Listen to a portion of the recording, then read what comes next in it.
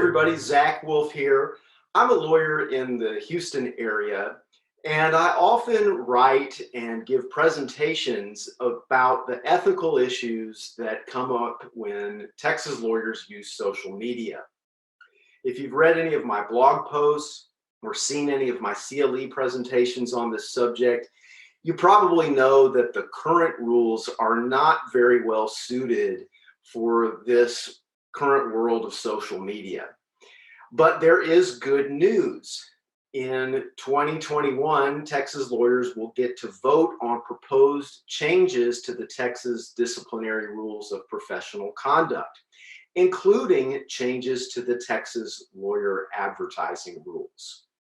So I'm going to count down for you what I think are the top 5 changes to the lawyer advertising rules. Here we go.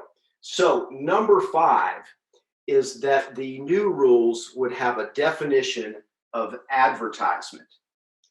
There's no definition in the current rules, so this would be helpful. Why is this important? Well, for one thing, if you post something on social media that is considered advertising, technically you're supposed to file that with the state bar and pay a fee. Obviously, you don't want to have to do that every time you post something on social media. So you want to make sure your post is not advertising. The benefit of this new definition is that it would clarify that advertising means something that offers or promotes legal services. So if you stay away from offering or promoting legal services, then under the new definition, you're going to be okay. The number 4 change is that the new rules would have one general definition of prohibited false and misleading statements. The current rules have a kind of confusing definition, so this would be a good common sense improvement. The number 3 change is that there would be something I call the resume exemption.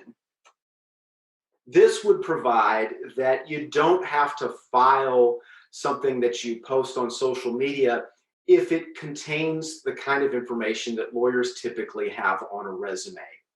That's very helpful. For example, if you have a LinkedIn profile, under the current rules, technically that profile could be considered advertising. But if it's limited to resume type information, it would be exempt.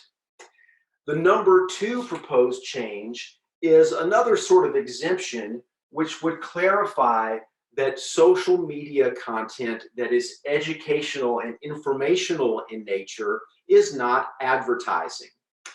Now, currently we have an interpretive comment from the state bar that says the same thing, but this would be helpful because it would put that exemption actually into the rule.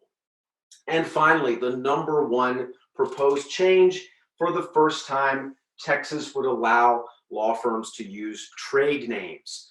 A lot of people probably have some strong opinions for and against this. I'll just say this, keep in mind, even if trade names are allowed, they still cannot be false or misleading.